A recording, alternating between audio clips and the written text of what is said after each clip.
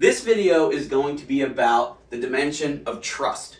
And if you see here, there's four dimensions. I call them the 4 dimensions of teamwork.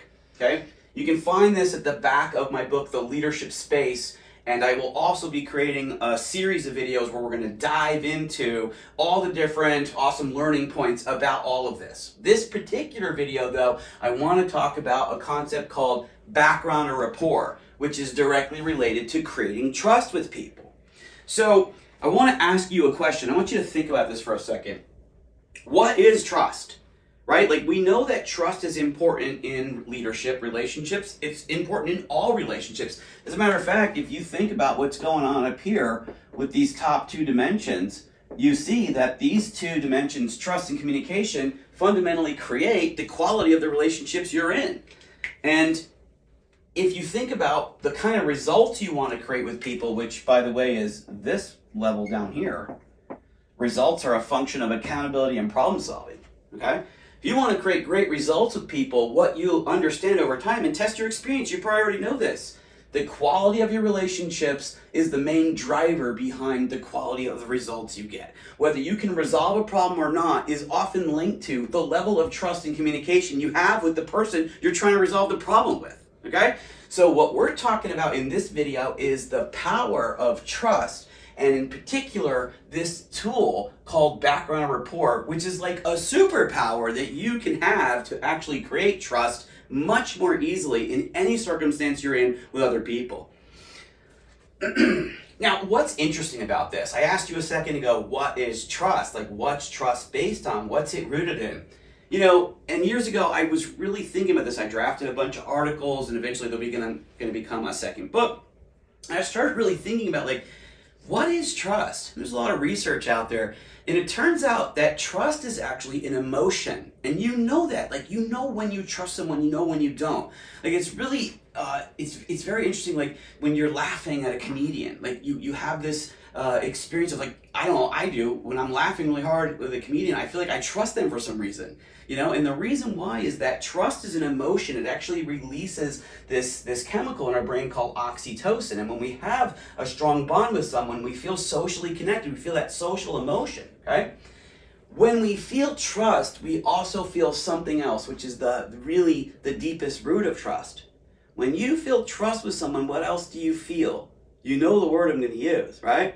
When you feel trust with someone, you feel safe with them. Right? Because at its deepest root, what is trust? Trust is really, you're asking yourself this question when you interact with people. In your subconscious mind, you're asking, are you going to help me? Are you going to hurt me? Am I safe with you? Can I trust you? Okay? So trust is fundamentally about safety. Do I feel safe with this person? Is this person going to do right by me? Are they going to follow through on what they promised? Okay?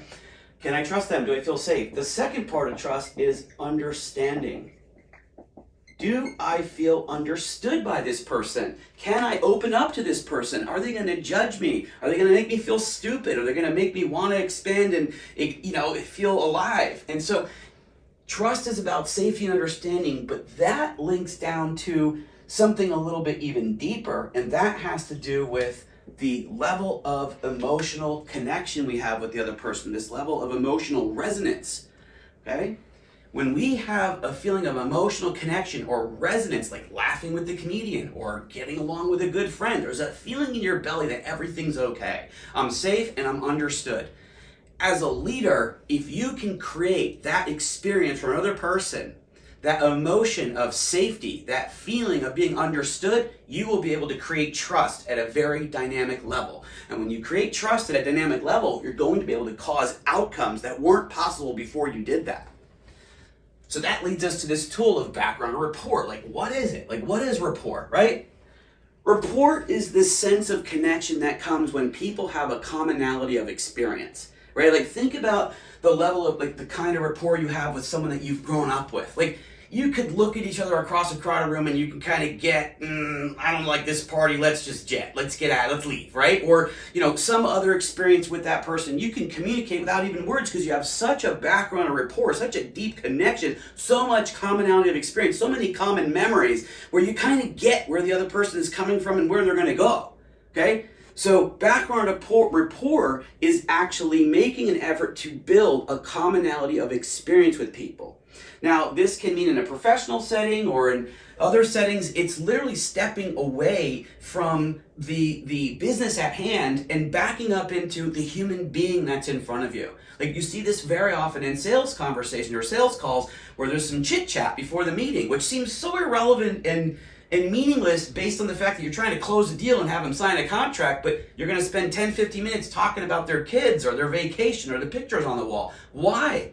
Because ultimately you're trying to create a background of rapport, a commonality of experience where you guys can relate on something. Maybe you went on vacation to the same place. Maybe you also have kids. Maybe your son or daughter is in the little league or on a softball team or whatever they're playing. And you're like, yeah, I had those emotions when my kid hit a home run. Or I had those emotions when they struck out and the coach was a jerk. And you start to have this emotional resonance, and that is the experience of trust, because it's the emotion of safety and the feeling of understanding. Okay? Let's get into an example here. This is, I think, going to bring it home, and then maybe I can finish with a couple more examples or a couple more parts of the tool. So I want you to think about this scenario, all right? And so, and my buddy's here filming with me, and so let's just say, when we first met, for example, right? Like, you're this, guy that I don't know yet, and, I come into this new group of friends, and we go to dinner or something, and it's like, all right, who's this guy that's looking at me kind of funny? And it's like, do I like him? Do I not, right? And I'm thinking to myself, like, is this other person over here judging me? Are they thinking, oh, who's this tool? Who's this guy? Is he going to be cool enough to be in the group? Do I really want him around? And like, before we connect, there's we might want to be friends, but there's not enough trust yet because we don't have enough commonality of experience, right? So there's not really this trust bridge, right? And that trust bridge is necessary for us to have a relationship so we can actually be in communication. You see, trust has to happen before communication really occurs. See, trust is about safety. Communication is about connection. But why am I going to connect with you if I don't feel safe with you? I'm not. Okay? So as a leader, before you can get to communication, which is going to lead to accountability and problem solving, you first have to create trust.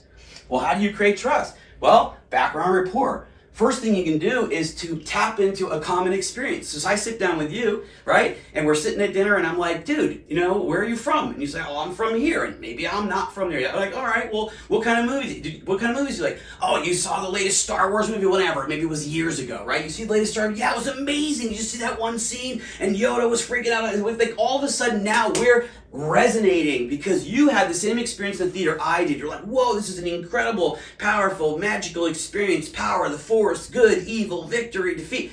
And it's like we had the same experience, the same emotion, so we're actually resonating. We relate with each other on that experience. And the moment we relate on a common experience, we build a bridge of emotional resonance, a trust bridge. We relate with each other at an experiential level, and it creates an opportunity to feel understood and to feel safe. We might have another point where we kind of don't get each other, or maybe I say something stupid in front of the group or a joke that didn't work, and I look at you and you're like, but that little bit of background rapport, it saves us, it gives us a chance to try again to continue building our relationship, okay? So background rapport is fundamental. What you're fundamentally trying to do is you're trying to create a commonality of experience with another person.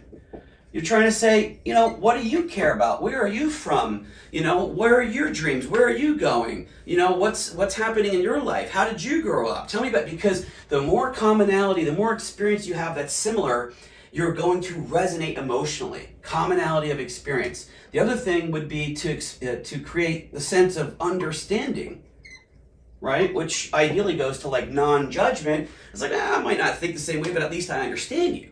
Okay? And when you make the effort to actually have someone else feel comfortable, because you're just trying to get to know them as a human being, you're trying to get to know them for their experience because you're trying to create that emotional connection, that is the fastest way and the most durable way that you can create trust with other human beings.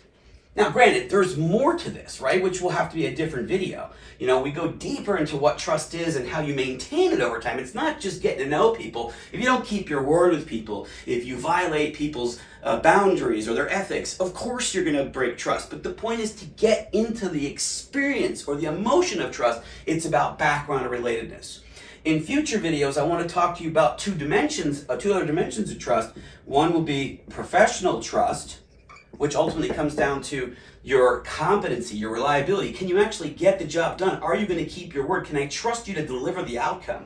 But then there's also personal trust, right? Which really has to do with, can I trust your judgment? Are you going to think about what's best for me in this situation? That's like fiduciary duty if we go to law or we go to finance. Can I trust your morals or your ethics? And so there's much more to this, but if you as a leader, as a human, as a friend, understand that people need to feel a background of rapport to build a trust bridge with you so they can resonate with you and want to share themselves with you so you can open up and make connection to get to a place where you can cause brilliant outcomes. You're on your way to being a great leader.